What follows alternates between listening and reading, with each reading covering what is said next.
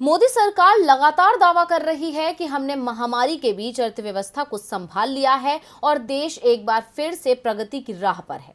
लेकिन सरकार के दावे से इतर आरबीआई की रिपोर्ट कुछ और ही कहानी बयां कर रही है। आंकड़े बता रहे हैं कि मोदी राज में विकास गायब है, जिससे उबरने में एक दशक लग जाएगा। तो क्या है देश की स्थिति, देखिए इस रिपोर्ट में। महामारी ने जनता की कमर इस कदर तोड़ दी है कि वो लगातार महंगाई के बोझ तले दब रही है। लोग राहत की उम्मीद कर रहे हैं, मगर 2 साल से जनता की स्थिति सुधरने का नाम नहीं ले रही है। और अब तो मुसीबत की इस घड़ी में लोगों के लिए आरबीआई ने एक और बुरी खबर सुना दी है।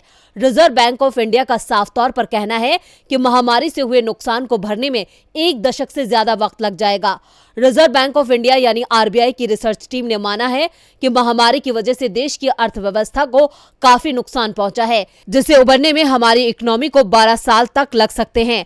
आरबीआई ने करेंसी एंड फाइनेंस 2021-22 रिपोर्ट जारी की है, जिसमें अनुमान लगाया है कि पिछले 3 सालों में भारत को 50 लाख करोड़ से ज्यादा का नुकसान हुआ है।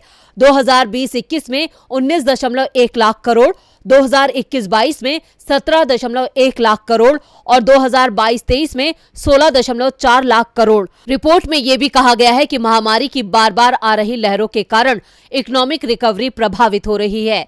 जून 2020 के बाद दूसरी लहर आने तक इकोनॉमिक रिकवरी तेज रही। इसी तरह जनवरी 2022 में तीसरी लहर के कारण रिकवरी प्रोसेस आंशिक रूप से प्रभावित हुआ। रिसर्च टीम ने रूस यूक्रेन जंग से पैदा हुए हालातों पर भी चिंता जताई है।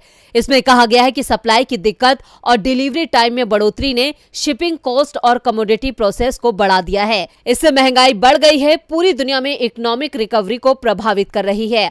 भारत भी ग्लोबल सप्लाई चेन की दिक्कतों से जूझ रहा है। डिलीवरी टाइम के बढ़ने और रॉ मटेरियल के हाई प्राइस भारतीय फर्म्स के मुनाफे को कम कर रहे हैं। ये रिपोर्ट साफ बयां कर रही है कि देश के हालात ठीक नहीं हैं। ऐसे में जनता को अभी भारी परेशानी का सामना करना होगा।